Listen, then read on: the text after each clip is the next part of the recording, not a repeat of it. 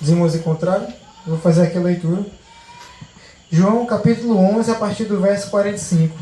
Diz assim: Muitos dos judeus que tinham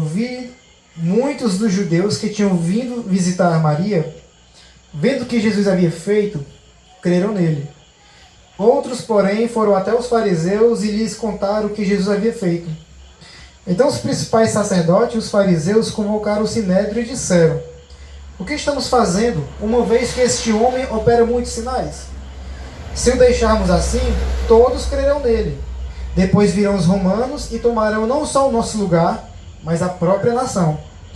Mas um deles, Caifás, que era sumo sacerdote naquele ano, advertiu-os dizendo: Vocês não sabem nada, nem entendem o que é melhor para vocês, nem entendem o que é melhor para vocês que morra um só homem pelo povo e que não venha a perecer toda a nação. Ora, Caifás não disse isto por conta própria, mas sendo sumo sacerdote naquele ano, profetizou que Jesus estava para morrer pela nação, e não somente pela nação, mas também para reunir em um só corpo os filhos de Deus que andam dispersos. Desde aquele dia resolveram matar Jesus. Assim, sendo, Jesus já não andava mais publicamente entre os judeus, mas retirou-se para uma região vizinha ao deserto, para uma cidade chamada Efraim, onde permaneceu com os discípulos. Estava próxima a Páscoa dos judeus, e muitos daquela região foram a Jerusalém antes da Páscoa para se purificar. Lá procuravam Jesus e estando eles no templo, diziam uns aos outros: O que vocês acham? Ele não vai vir à festa? Ora, os principais sacerdotes e os fariseus haviam ordenado que, se alguém soubesse onde ele estava, o denunciasse para que pudesse prendê-lo. Amém, gente? Até aí. Como eu falei, né, a gente está no capítulo 11 de João. O capítulo 11 de João é uma história única dentre todos os evangelhos que a gente vai ver, tanto de Mateus, Marcos, Lucas e João, né? A essa narrativa. Lázaro era irmão de Marta e Maria, ambos, essa família era amiga de Jesus, tinham proximidade, tinham um vínculo de amizade ali bem bacana. Jesus amava essa família, era uma família muito querida por Jesus, amada. Mas infelizmente, né, dando um resumo, infelizmente Lázaro, ele teve uma doença, e essa doença o levou à morte. Então a gente viu uma família desesperada, uma família com crise de fé, uma família com crise emocional, e Jesus dizendo que esse milagre, o que ele iria fazer, que essa morte não foi, vamos dizer assim, essa morte não foi por acaso, mas era para a manifestação da glória de Deus. Então Jesus, ele vem sempre trabalhando, né, mostrando esperança para aquela família e mostrando um propósito maior acima daquele milagre, que era a ressurreição de Lázaro, como foi falado, né?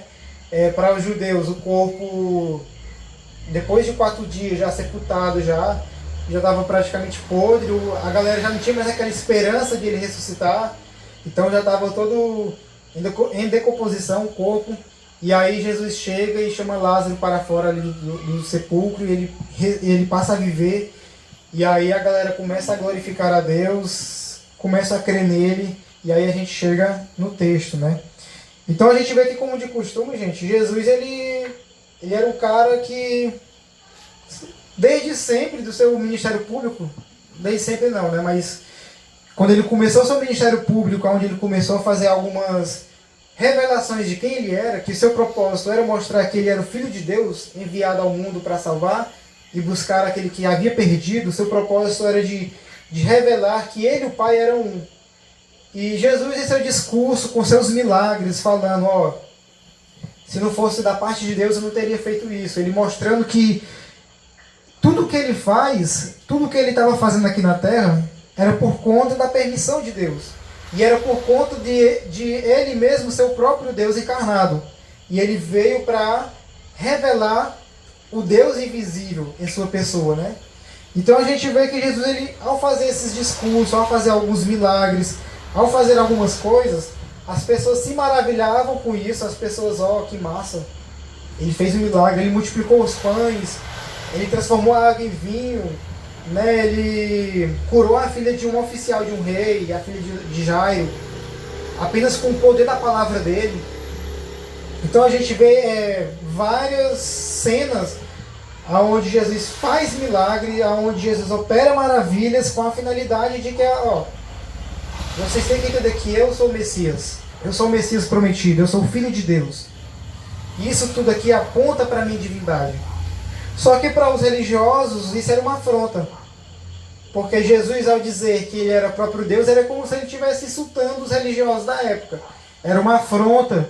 Então a gente vê que, de acordo com os milagres de Jesus, quando a gente vai ver, por exemplo, do capítulo 2 até aqui, sempre quando Jesus concluía ali o milagre e falava sempre o princípio de trás do milagre, a gente vê que os fariseus eles pegavam pedra, pegavam alguma coisa ali para querer apanhar Jesus em algum erro e poder apedrejá-lo como justificativa, né? Você fez isso, você merece isso. E aqui não é diferente, né? A gente vê aqui que Jesus ele faz um milagre público. Jesus, ele sendo Deus, ele tinha todo o propósito, né? Marta se entristece porque Jesus não chegou logo na casa dela, porque se ele tivesse chegado logo, ela mesma fala, se você tivesse chegado logo, talvez o meu irmão não teria morrido. Ou seja, ela cria que Jesus poderia curar aquele cara. Só que Jesus ele sabia que os judeus estavam indo para a casa de Marta, de Maria, eles estavam indo. Ou seja, era uma estratégia muito massa para ele chegar. Vai ser agora que eu vou manifestar o meu poder e essa galera vai ver quem de fato eu sou, vai crer nisso. E aí quando ele chega, ele faz esse milagre público. Aí como o texto mesmo fala que muitos dos judeus tinham ido visitar Maria, como era de costume, né? Eles iam para os funerais, ir lá ter aquela compaixão de se compadecer daquela pessoa, do luto daquela pessoa. Só que os judeus, eles passaram a crer. E aí ficou um efeito muito grande dentro disso, que era entre a fé e a incredulidade. Então começou essa afronta. Enquanto uns criam, outros passavam a sentir mais raiva, a sentir uma incredulidade ainda maior. E esse milagre foi um dos motivos, né, onde os judeus que não haviam crido, eles em amargura, eles sendo inimigo de Jesus, querendo parar com o ministério de Jesus, eles queriam de alguma forma encontrar justificativa para que Jesus fosse barrado, para que Jesus não continuasse com o seu ministério.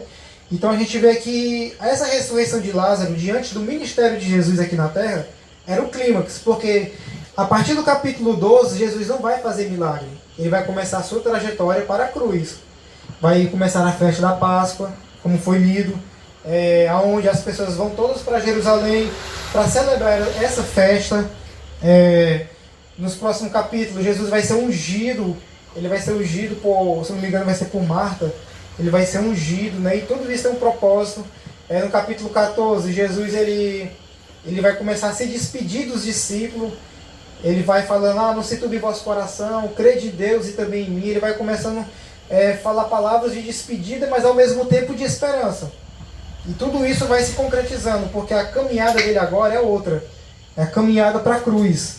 É o ponto de decisão, né? Então a gente vê que há um clímax diante do ministério de Jesus, público, que decisivo, que vai também para outro clímax, que é a crucificação de Jesus. Ele está indo para a cruz, ele está indo para algo maior, né? Para algo que é para a sua morte e ressurreição. E o interessante, gente, é porque é a partir daqui desse texto que a gente leu, como a gente viu, os fariseus eles vão ao sumo sacerdote, vai ao sinédrio, e ele vai lá compartilhar com os líderes lá. E a partir daqui vai ser muito decisivo, porque de fato aqui ele vai bater o martelo, Jesus precisa morrer. Esse cara, ele precisa morrer, como foi lido. Então envolve, a gente vai ver aqui daqui a pouco, envolve todo o contexto. E eles batem o martelo que de fato esse cara precisa morrer, não dá mais para ele continuar. Nós temos que parar com o ministério dele. E isso causa um alvoroço na multidão. A multidão vai para a festa da Páscoa em Jerusalém, procuram por Jesus. Outros querem entender realmente se ele vai ser preso ou não. Então a gente vê que diante de um milagre, diante de um fato emocionante, extraordinário, gera um ambiente desconfortável ao mesmo tempo. Mas apesar desse ambiente desconfortável, o milagre de Jesus foi para fortalecer a fé daquelas mulheres que criam nele e para fazer com que os judeus viessem a crer de fato de que ele era o Messias. E aí aqui vem aquele crer, não crer de acreditar, agora eu acredito que ele é filho de Deus, mas crer que ele é o Salvador. Aquela crença no sentido de realmente esse cara é filho de Deus, esse cara é o Messias que a gente esperava, ou seja, o libertador, aquele que veio para nos libertar, não de um jugo, não de um império que tomou posse dessa nação, mas ele veio nos libertar do pecado. Ele é o nosso Redentor. E a gente tem que confiar nele. Temos que depositar nossa confiança nele. Crer, confiar. Então aqui nos versos 45 e 46, diz assim: muitos dos judeus que tinham vindo visitar Maria, vendo o que Jesus havia feito, creram nele.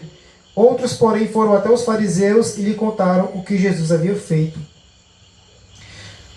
As palavras de Jesus começou a gerar uma divisão aqui entre o povo. Começou a despertar alvoroço da parte de alguns e fé da parte de outros. E a gente vê que um dos propósitos do milagre de Jesus era realmente que as pessoas viessem crer de fato nele. Crer que ele era o Messias. Crer que ele foi enviado por Deus. E é tão interessante porque não é de agora que Jesus faz isso.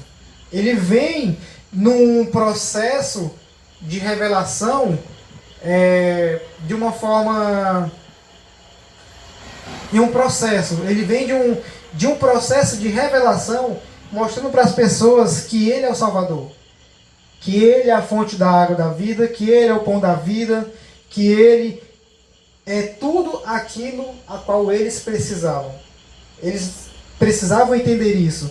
Então a gente vê que diante dos milagres, diante dos feitos, a gente aprende aqui que a gente precisa, de fato, abrir os nossos olhos para o milagre, sim, de Jesus.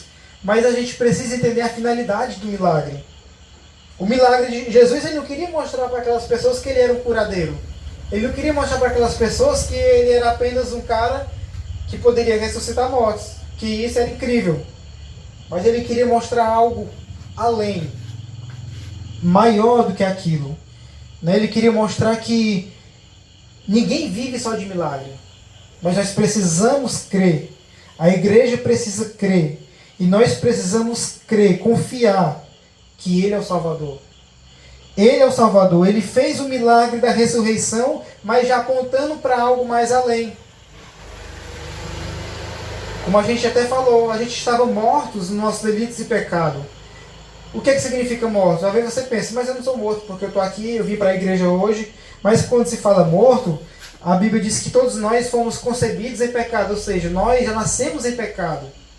A nossa natureza é assim, ou seja, nós já nascemos inimigos de Deus.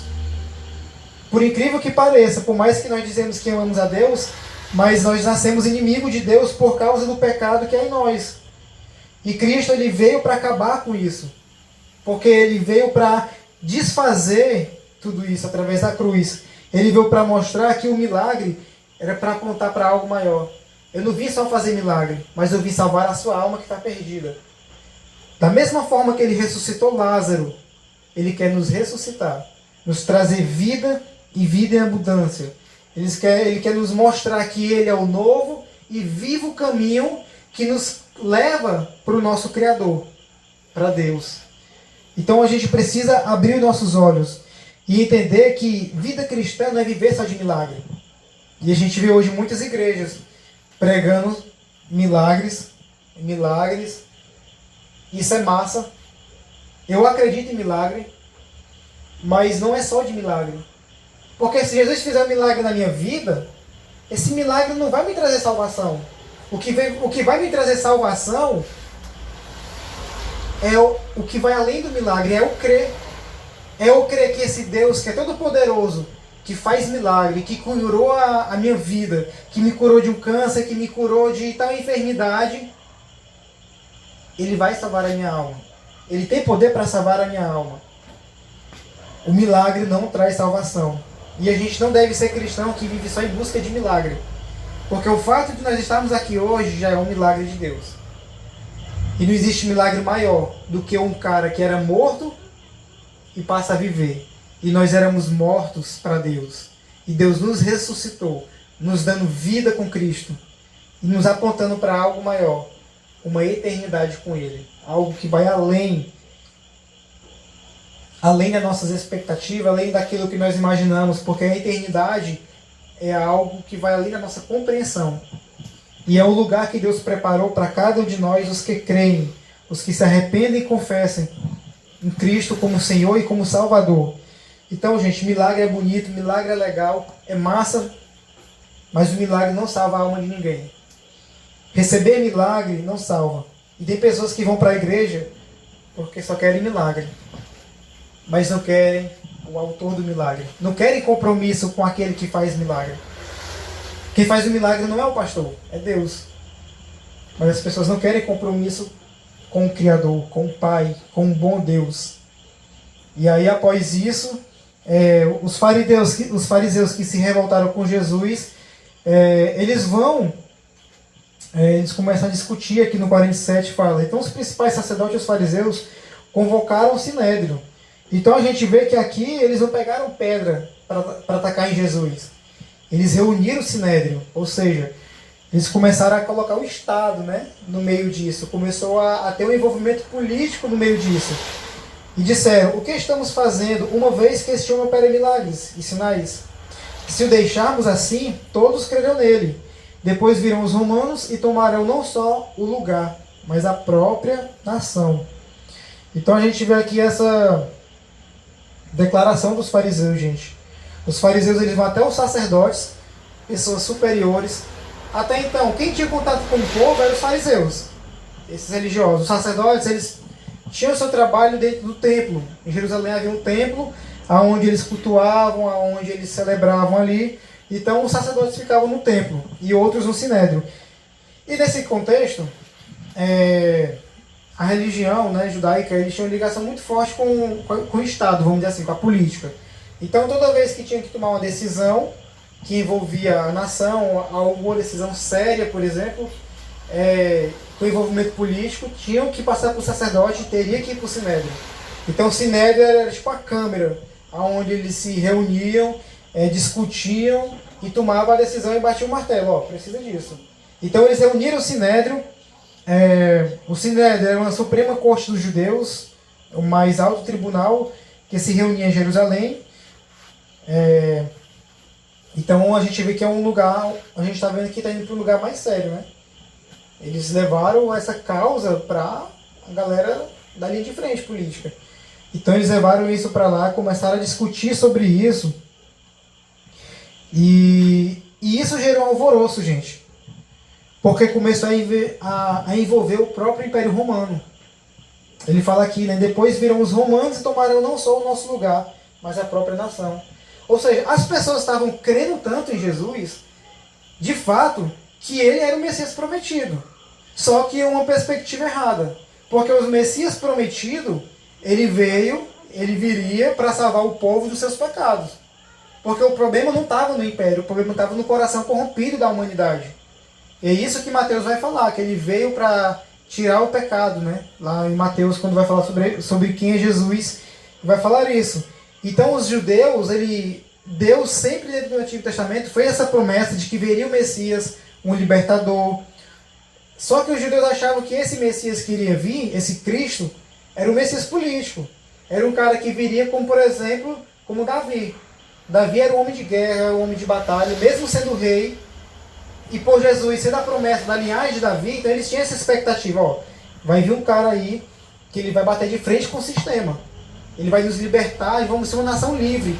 A gente não vai mais sofrer debaixo desse império, sob o domínio desse império, pagando tributo para esse império. Então vai vir um cara que vai nos libertar. Então eles estavam crendo Porque de fato os sinais de Jesus estavam apontando na visão deles para isso. Se esse cara tem poder de ressuscitar o morto, ele deve ter poder de, não sei, de fazer tipo mover ali alguma coisa e derrubar um império, vamos dizer assim.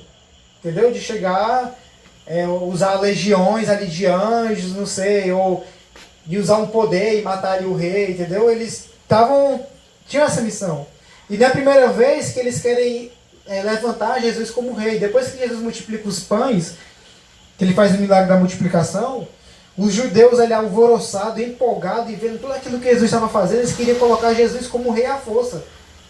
E isso era bater de frente com o Império Romano, porque eles tinham um rei, eles tinham um imperador. Inclusive, quando a gente vai ler Mateus, quando os magos falam para Herodes que nasceu o rei dos judeus, a primeira coisa que ele faz é o quê? O genocídio. De matar todas as crianças, não sei se é de 2 anos para baixo, de uma determinada idade. Por quê? Porque nasceu o rei, ele ficou com medo de que esse rei poderia tomar o lugar dele.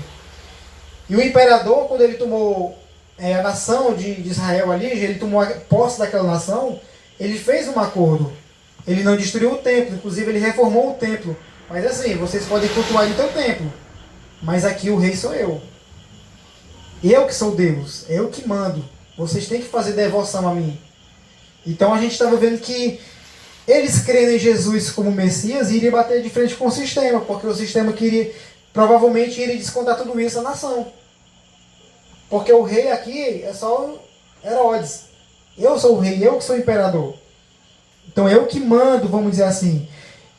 E isso começou a mexer com o emocional dos judeus, com o sacerdote, começou a realmente gerar ali uma agitação, uma revolta, um debate, aonde que eles tinham que, esse cara precisa morrer.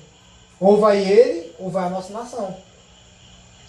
E aí a gente vê aqui que ele fala que, dentro do verso 48, depois viram os romanos e tomaram não só o nosso lugar, mas a própria nação. E provavelmente aqui eles estavam se referindo ao templo. O templo de Jerusalém para os judeus era um lugar histórico, mas era um lugar, tipo assim, a presença de Deus está lá. É um lugar de culto, é um lugar de salvação. Né? Então, provavelmente estava se referindo a isso, à nação e ao templo. Então, para eles, o templo era um lugar de culto a Deus. Era um lugar muito importante, era um lugar onde provavelmente encontravam salvação.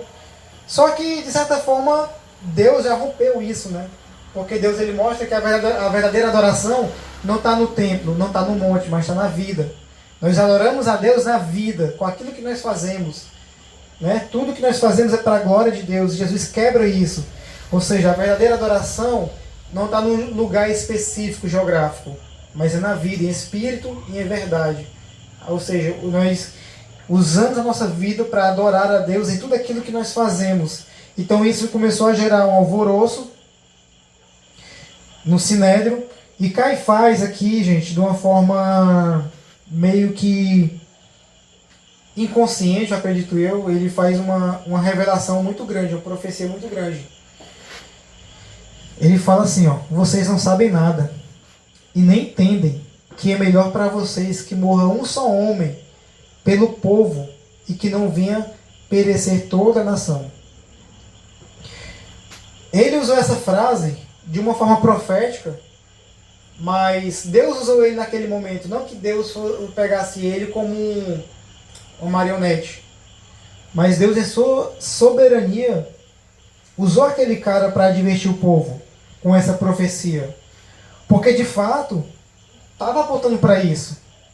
Jesus ele iria morrer na cruz por um povo, por uma nação, como fala aqui no verso 51, para reunir em um só corpo os filhos de Deus. Esse era o propósito de Jesus. Só que ele fala aqui de uma forma irônica, de uma forma manipuladora. Sabe? Jesus precisa morrer na mente dele, eles tinham esse entendimento que ele precisava morrer. Jesus estava prestes a morrer, não somente pela nação, mas para reunir os filhos de Deus dispersos no mundo. Mas eles estavam aqui elaborando contra Jesus um plano para destruí-lo, para parar com o ministério de Jesus, para travar o propósito de Deus. Mas eles não entendem que os planos de Deus não podem ser frustrados, como diz a sua palavra. Porque, esse cara precisa morrer. Eles achavam que... Eles não tinham o entendimento que Jesus aqui era o Filho de Deus. Ó, esse cara precisa morrer porque a galera tá achando que ele é o Messias, o Salvador. Então esse cara provavelmente pode vir querer bater de frente com o Império Romano. E o Império Romano vai querer, consequentemente, destruir essa nação, destruir esse templo. Então, assim, ou nós destrói, nós acabamos com Jesus, ou esse Jesus aí, se for colocado para ser o rei, o Império Romano vai acabar com a nossa nação. Vai destruir tudo que nós temos. E, infelizmente, isso acontece. Historicamente, no ano 70, o Império Romano invade Jerusalém, destrói o templo, né, por causa de uma falsa mentira ali, se eu não me engano, de Nero. Ele começa a oprimir os cristãos, a perseguir os cristãos e invade Jerusalém. Isso muitos anos depois, né? Mas a gente vê que eles queriam conseguir uma segurança. Para nós conseguirmos a nossa segurança, nós temos que matar um cara inocente. Nós temos que matar um homem inocente. O que Caifás estava querendo dizer aqui era que assim, sigam a Jesus e a nação perecerá. Matem Jesus e a nação será salva. Concluindo, a gente vê que Jesus realmente ele precisa e deve morrer. Para Caifás, havia um significado a morte de Jesus, que era a segurança da nação. Mas para Deus havia um outro propósito. Então ele, de certa forma, ele profetizou de uma forma inconsciente. Eu acredito que ele era sacerdote e tudo, mas eu acredito que ele não profetizou numa perspectiva cristã. Jesus realmente ele veio com esse propósito de morrer pelos nossos pecados. Não, ele preferia na perspectiva judaica. Daquilo que ele estava ali naquele momento, aquela segurança da nação. Nossa nação está correndo risco aqui por causa desse cara. Entendeu? Estamos correndo risco de vida, estamos correndo risco de perder o nosso templo, estamos correndo risco de haver uma guerra aqui civil por conta desse cara. E a gente vê que João aqui, ele está nos convidando a olhar para esse ato como aquilo que ele falou em João 1, 29 e 30. De que Jesus aqui, eis o Cordeiro de Deus que tira o pecado do mundo. Tudo estava acontecendo. Por mais que eles estavam desejando isso, e de uma forma soberana, isso era para acontecer, não porque eles queriam, porque eles tinham raiva de Jesus, mas porque fazia parte do próprio propósito e decreto de Deus. Tudo isso já era decretado por Deus. E tudo isso mostra uma expressão de amor de Deus. O fato do sofrimento de Jesus na cruz, o fato do que Jesus vai passar a sofrer por essas pessoas, pelos guardas, até chegar na cruz. Eu acredito que a maioria já assistiu Paixão de Cristo, né? Do Mel Gibson. E é um filme muito forte. E a gente vê cenas realmente muito fortes, né? Sobre o sofrimento de Jesus. Só que esse sofrimento de Jesus, a crucificação de Jesus, gente, por mais que seja algo, a gente olha e vê uma situação triste, nossa, Jesus passou por isso, velho. Caraca, esses pregos atravessaram a mão dele. Só que isso tudo foi manifestação de graça e do amor de Deus. Jesus não estava sofrendo porque os religiosos planejaram, porque o coração mau deles queriam que Jesus morrendo, a nação deles estaria segura. Não. Tudo isso fazia parte do propósito de Deus. Deus, ele soberanamente já tinha planejado tudo isso, de que Jesus viria morrer pelos nossos pecados, de que ele iria morrer por aqueles que creem que ele é o Filho de Deus, para unir os filhos de Deus em um só corpo. Ou seja, hoje nós estamos aqui, hoje nós recebemos o Evangelho, e hoje nós fazemos parte dessa família, desse corpo que foi alcançado por Jesus, desse verbo que se encarnou. Então a gente vê que essa situação, gente, está ficando cada vez mais delicada, porque Jesus ele sai publicamente, ele sai da sua vida ali pública, porque eles começam a resolver a querer matar Jesus, mas ele passa a se retirar para uma cidade vizinha de Efraim, onde ele permaneceu com seus discípulos. Por quê? Porque não era chegado o tempo ainda.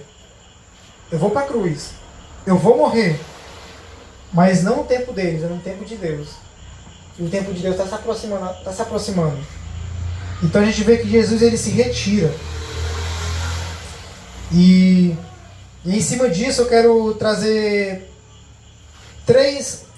Em cima disso eu quero trazer algumas aplicações, né? A gente vê que as pessoas começam a procurar Jesus, o sacerdote começa a procurar Jesus, mas Jesus se retira porque ele entende, porque não é agora. Não é agora que eu vou ter que morrer. Não é chegado a hora. Eu vou sim morrer, mas é no tempo de Deus.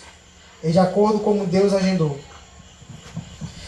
E eu quero trazer algumas aplicações para a gente e sobre esse texto que a gente leu.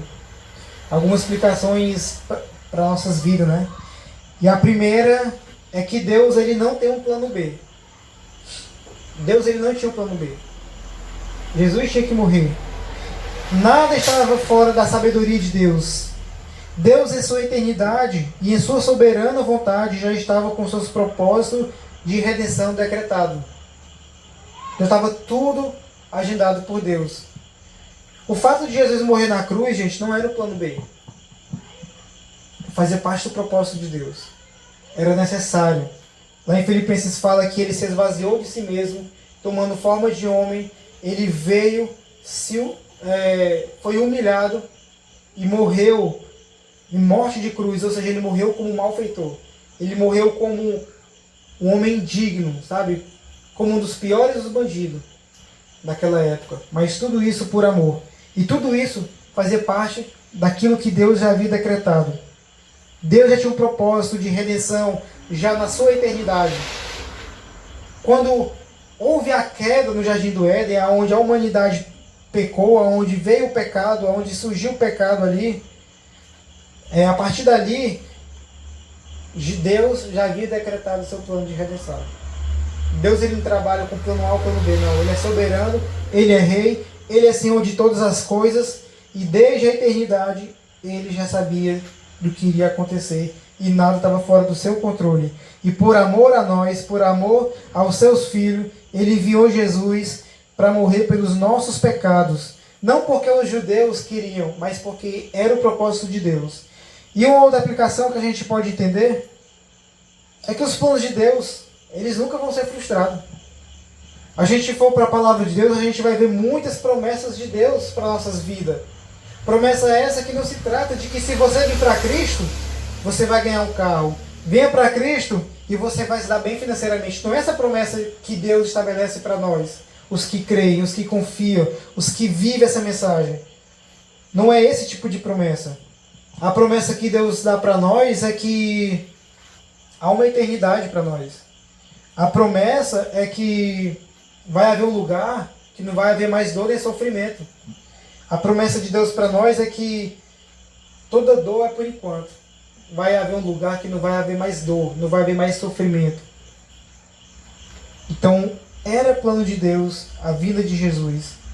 E por mais que os judeus se levantassem para querer prendê-lo, para querer matar, para querer de certa forma parar com o ministério de Jesus, eles não iriam conseguir, porque ninguém manda nos planos de Deus. Deus ele é soberano, ele é Senhor.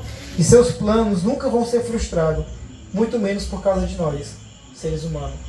Então Deus ele tem muitas promessas para nós, mas não voltadas no sentido ao bem financeiro, mas promessas de esperança, de eternidade, promessas de que em meio ao sofrimento ele se importa com nós, que em meio ao sofrimento ele está conosco, que em meio à dor ele vai estar com a gente. A promessa dele é que se nós vivemos essa palavra de fato, nós vamos sofrer perseguições, nós vamos ser caluniados, nós vamos ser mal vistos pelo mundo aí afora.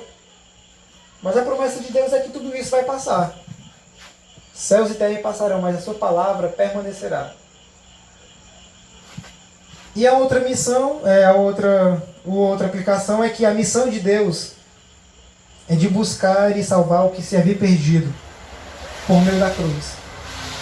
Era essa a missão de Jesus aqui. Era isso que Caifás fala aqui. Que era necessário que o homem morra. O inocente morra. Para que uma nação... E como ele fala no verso 50. Vocês não entendem que é melhor para vocês que morra um só homem pelo povo e que não venham a perecer toda a nação? Aí ele fala que Jesus estava para morrer pela nação. E não somente pela nação, mas também para reunir um só corpo os filhos de Deus que andam dispersos. Então era esse o propósito da morte de Jesus. Era esse o propósito da vida de Jesus, de buscar e salvar o que se havia perdido. E todos nós estávamos perdidos um dia, nos nossos pecados. Estávamos perdidos nas nossas crises, estávamos perdidos nas nossas frustrações, estávamos perdidos em alguma coisa, mas Deus veio e nos tirou de lá. Ele veio nos salvar. Ele veio nos salvar de nós mesmos. Ele veio nos salvar porque nós estávamos perdidos. Foi isso que ele falou para Zaqueu, um cara que era ladrão, um cobrador de imposto. E ele fala para Zaqueu: eu vim buscar e salvar o que havia perdido. Aí diz: Zaqueu, hoje a salvação chegou na sua casa. Jesus olha para um ladrão, ele não julga aquele ladrão, mas ele mostra para aquele ladrão que a salvação chegou na casa dele. E de uma forma, o amor de Deus é manifestado de tal forma que Zaqueu, em arrependimento, ele fala: ó Senhor, tudo que eu roubei eu vou devolver, até 4 vezes mais. Para ver o tamanho do como é constrangedor o amor de Deus. Jesus poderia, enquanto Zaqueu era julgado, era criticado, era mal visto pela sociedade, Jesus, em amor, traz salvação para a vida dele, traz graça e arrependimento, crendo e confiando em Jesus, em arrependimento, ele, em resposta a essa mensagem de Jesus, ele fala: tudo quanto eu tenho roubado eu vou devolver, até 4 vezes mais. Jesus fala: a salvação hoje chegou nessa casa, porque eu vim buscar e salvar o que se havia perdido. Então, essa fica a nossa aplicação, gente, para hoje. Então, espero que a mensagem fique em nossos corações, sobre o propósito eterno de Deus. A gente vê muito isso, né, no livro de João, a gente vê muito isso nos versos anteriores, que todo o cenário aqui de Lázaro apontava para isso, para a morte e ressurreição, para uma eternidade, apontava para que o sofrimento faz parte das nossas vidas, mas que Deus está conosco, meu é o sofrimento. Então fica aqui a mensagem de Deus para nós.